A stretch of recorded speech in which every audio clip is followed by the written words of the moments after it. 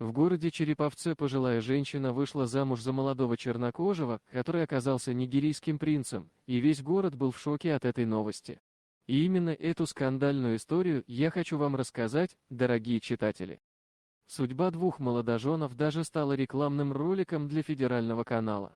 Возможно, вы уже слышали о Наталье Ведениной и ее муже Пауле Габриэле Сёгуне Аджаи, который оказался на 18 лет моложе ее. Для тех, кто их не знает, я хотел бы кратко напомнить их историю. Начнем с рассказа о главном герое.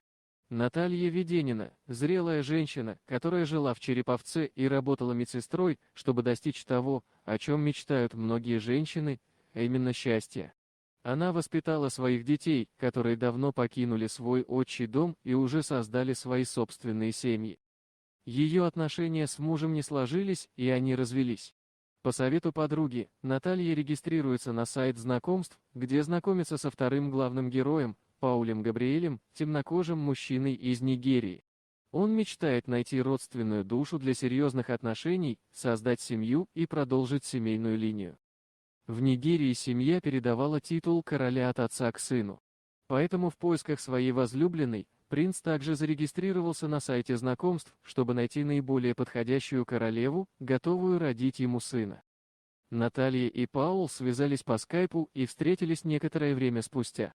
Наталья собрала свои последние деньги и уехали в Нигерию, чтобы найти свое счастье в чужой стране.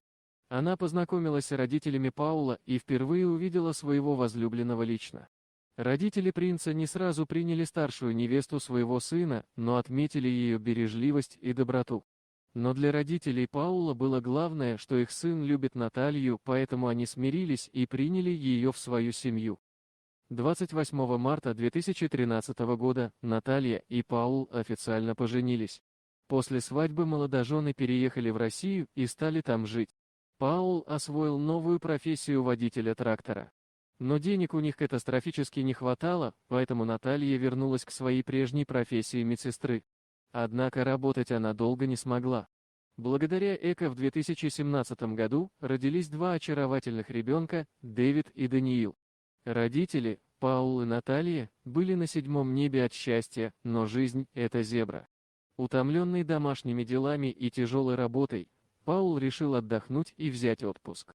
Он поехал в ночной клуб, и там произошло непредвиденное. Осенью 2018 года в клубе ему внезапно стало плохо, и скорая помощь, к сожалению, не смогла спасти Паула от молниеносного сердечного приступа, который и прервал его жизнь. Наталья оказалась наедине со своими очаровательными детьми, которые, как две капли воды, были похожи на мужчину, которого она любила. И хотя, как и в турецком сериале, конец мог быть печальным, но на этом история не закончилась. Вскоре после смерти Паула Наталья решает изменить свою жизнь, находит на том же сайте знакомств нового темнокожего друга Орландо. Он не был принцем, но работал полицейским. Среди прочего выясняется, что между ними, как и для Паула, существует разница в возрасте 18 лет. Онлайн-отношения были привлекательны для женщины, которая уже не так молода. Она признала, что отдает предпочтение темнокожим мужчинам и не стеснялась заводить общение с людьми такого типажа. Однако, к сожалению, их отношения ухудшились.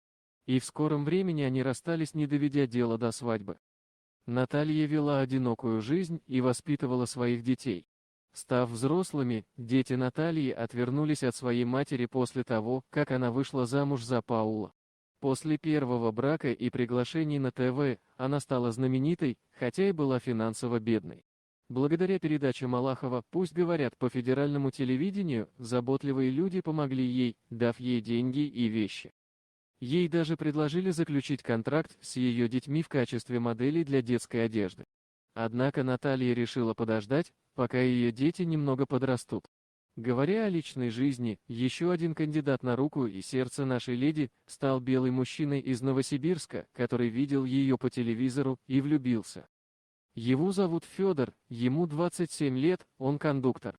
И я думаю, это совсем не конец нашей нашумевшей истории, и у нее еще есть продолжение, как в самой лучшей мыльной опере. А пока я хотел бы пожелать ей крепкого здоровья и настоящего счастья как женщине. Хотя я думаю, она его уже нашла в 2017 году, когда родила двух очаровательных малышей.